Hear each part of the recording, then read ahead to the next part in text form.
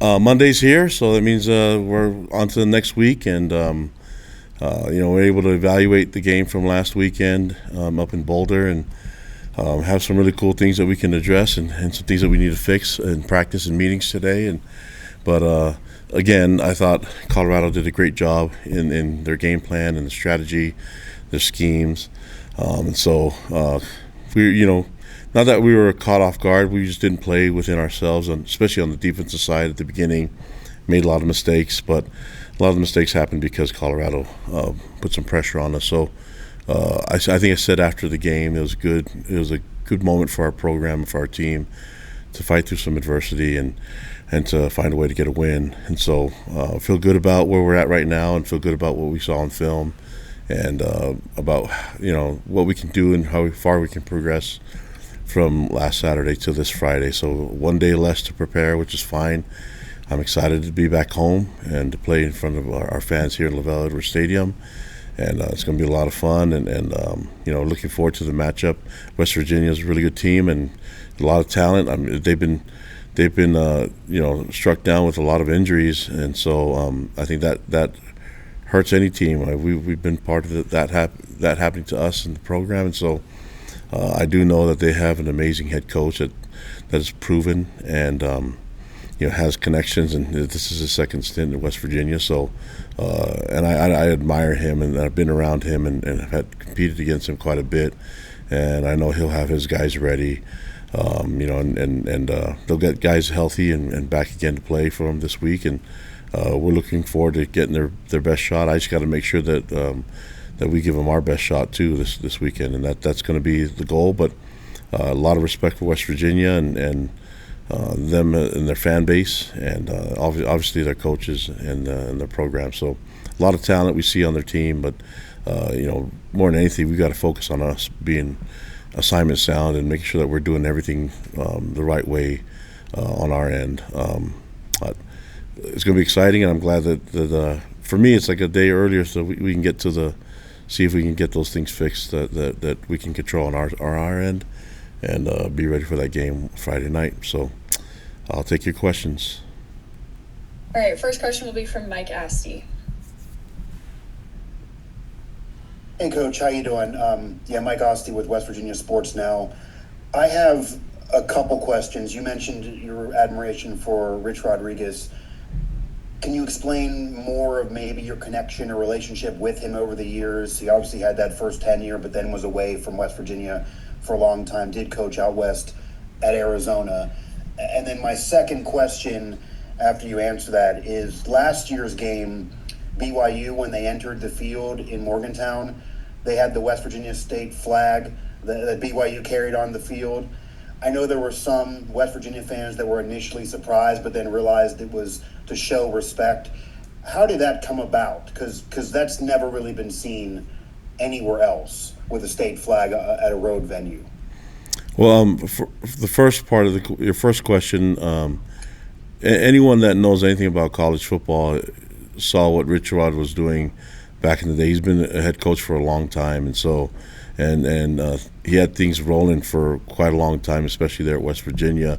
So anybody that liked football knew all the talent and the things that they were doing offensively there, and as a program, he ran a great program and just innovative offense that a lot of programs started to use his stuff, and so he's a innovative and creative coach, and so he's going to try to find ways to get an advantage. And then when he was out here in the West, and we competed against him, I coached against him, and the guy makes his mark anywhere that he goes and finds ways to get things going. And I think they've had some bad luck with injuries, and so we have to prepare, because I know he's extremely smart, and you look at his coaching staff, they're all bright, and so this isn't going to be easy. We just have to be ready to make sure that we defend our home ground, and that we can lean on our home crowd to give us an advantage, hopefully. But in regards to the flag, I mean, I come from the LaVell Edwards era, where I played for an amazing head coach who always spoke about respecting your opponents and honoring the game of football that way. And so I know when I became the head coach, I wanted to do that and wanted to make sure that our opponents know that we respect them we're going to try to play the game with sportsmanship. It's not always perfect. We try to do the best we can, and that's hard to do when you're playing a violent and physical sport like football. But we hope that we can do that, and the easiest way to start it off is remind our players that there's a lot of common ground between our programs. These young men make the sacrifices on both sides to play this game, and only been given 12 guaranteed opportunities to play, and that's if you're healthy. And so not a lot of people are willing to make that sacrifice, but your opponents are. And so we can at least appreciate that they love the game as much as we do, and be an honor for us to be on the field. So when we decide to run out the state flag of our opponents, it's usually just to show them we respect them, and that we realize that they're much like us, and we're looking forward to a great battle on the football field. But we can do that with great respect and admiration for each other. Thank you. Next question from Jake Hatch. Yeah, Kalani, looking back at Saturday, did you guys identify anything that caused the slow start for you defensively in particular? Yeah, there's a lot of variables. It never comes down to one thing.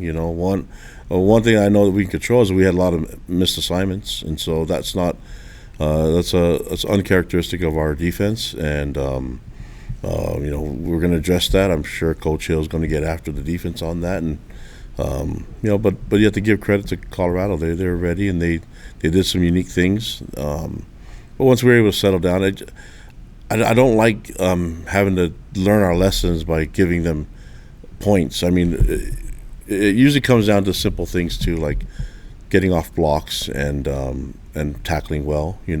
Comes down to the fundamentals. So usually when things go crazy, you want to go have these big solutions, when the simple one is just let's do the fundamental stuff right first. And so that, I think that was there's a bunch of variables that went into it, but that was one of it. And then I think Colorado came ready to go, and we cannot start like that again. I mean, this conference is hard. It's hard to win football games, especially on the road. And so you can't, if you're going to do that, you better show that you're going to give your best shot from the beginning. Also was going to ask, you're still rotating quite a bit of those guard spots on the offensive line. Is that going to be a season-long thing at this point, or are you feeling like you're going to narrow it down at some point? Well, I trust TJ Woods. If he wants to see different guards in the lineup, then we'll just keep going that way. So I'm not the O-line coach. I trust him, and I trust the guys that are out there. Like I said, we have more than just 5 guys that can start, so we're going to try to use them all. And if guys are winded, your backup at 100% has got to be better than you at 50. So I trust the rotation that Coach Woods is doing, and trust what A-Rod's doing on the offensive side too. Next question from Spencer Ripchick. Hey, Coach, this is Spencer Ripchick from the Dominion Post in West Virginia. My question for you is, West Virginia doesn't really have a set starting quarterback. How do you game plan for a team that doesn't really know their starting quarterback? Well, I guess we have to prepare for all of them. And they've used a bunch of quarterbacks. They all have stats, and so it's not easy. But we have to prepare for all of them. And I think if you can look at, maybe even for us to maybe assume we're going to see certain looks for different guys. But if you look at all the quarterbacks, they're all athletic. They can run. They could throw, and they know the system, so it's going to be really difficult. But regardless of who we face, we need to make sure our guys are assignment sound on our end, but and that we tackle well. That's going to be the key. Next question from Jay Drew. Yeah, I got 2 questions, Kalani. First, your running back situation. We saw the comments you made to Greg Wrubell about Sione Moa, but are you making any more adjustments, or do you feel like you got the right people behind LJ that you can weather this kind of storm? Weather the storm of not having a running back in there? Just being a little bit thin at running back. Yeah, we're fine. We got guys that can run the ball. And so, that's you just don't know about them yet. But there's guys that are capable of running the ball, and guys that can play with LJ, whether it's Enoch Nawahine or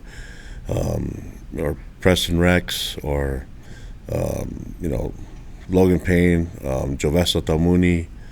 There's a lot of guys that we feel good about in that room, and that they're probably just not common names, and maybe you guys haven't heard about them, but they're super talented, and they'll make their mark. A lot of you guys didn't know much about Sione Moa before either, so I trust Harvey Unga as a running back coach, and Fessy and A-Rod and TJ Woods there, so we'll be fine.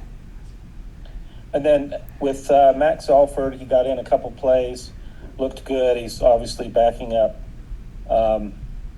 I forgot who he's backing up, but I just wanted to ask. I think Seattle and Sarah, yeah. Yeah. Did you know his father, Aaron, from your days at the University of Utah, and why did you guys go out and get Max out of the transfer portal? Yeah, I worked with Aaron, and I'm good friends with him and the family. I've known Max since he was a little boy, and so him and his brothers and his mom. I know the whole family. Very familiar with him, and when he went to portal, I mean, you're seeing Max play on the field a lot more because we have a system where we want to keep guys fresh. But Che was kind of in that position where him and Seattle would rotate quite a bit. And when we lost Che, it was important for us to keep a rotation somewhat consistent, so we can keep our guys fresh. And so that's why you've seen Max. He's done a great job, and other linebackers like Miles Hall and also Ace Kafusi has done a great job too, and Micah Kafusi. So you'll see quite a bit of those guys. Hopefully not too much, because that means maybe you want to see them a lot. That means we're taking care of business. But I do like the talent at the linebacker group, and I am thankful that Max is with us, and love his father, and he passed a while ago, and so he was a great friend to me, and Aaron Alford's a great man. I'm glad that I get to coach his son. Next question from Brandon Gurney. I have a question about Bodie Schoonover. Had a pretty significant pass knockdown. Listed as a co-starter on this week's depth chart. What strides have you seen from Bodie and just rising to the status he is currently? Well, we've always known that Bodie has a talent to disrupt and do some really good things for us on the D-line. I've been really impressed with his progress and things that he's been able to do. I mean, he's so big and he's so fast that he can play D-end and can also play inside. And so he had a great game against Colorado, but he's had a great season so far. And when I think we're just barely starting to see what he can really do. I'm excited to see what he can do this game too. But things are starting to really click for him, and give him a lot of credit for how hard he's worked and how much he sacrificed to get to this point. Next question from Mitch Harper. Kalani, just wanted to ask you on the heels of President Russell M. Nelson passing away, just wanted to see if you had any reflections or memories that you connected with President Nelson through your role as the BYU football head coach, and maybe his connections when he was here to BYU football.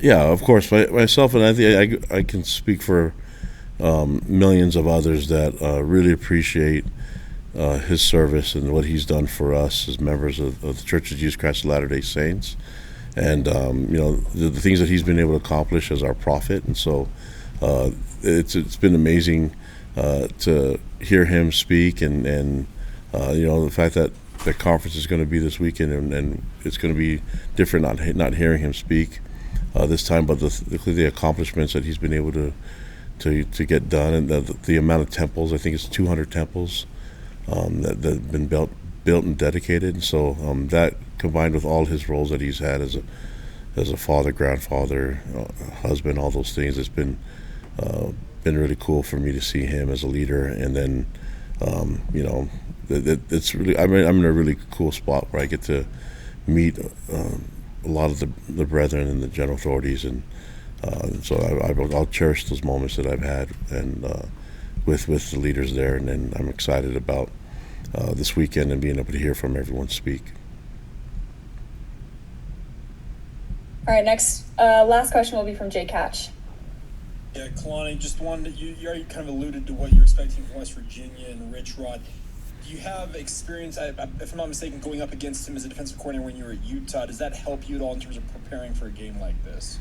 Yeah, I mean, it helps Jay too, and you know, I mean, the game has evolved though. It helps only if Rich Rod only ran the stuff back then and hasn't changed one bit. But uh, he's an innovator, so he's going to do things different, and he's the guy who knows football. He knows how to put points on the board, and we've got to figure out a way to make it difficult for him and his offense. And so that's going to be the goal. It's easier said than done, but we're excited about the challenge and excited to be back home. And I think Rich Rod's a great coach and one of the well-known coaches out there, you know, in our profession. So I look forward to seeing him. And I mean, we've had great interaction. He's always been super good to me. So I'm excited for him to be here in Provo and be in our stadium, named after my mentor, Lavelle Edwards. All right, that'll be the last one. Thank you, Coach. All right, guys. Thank you.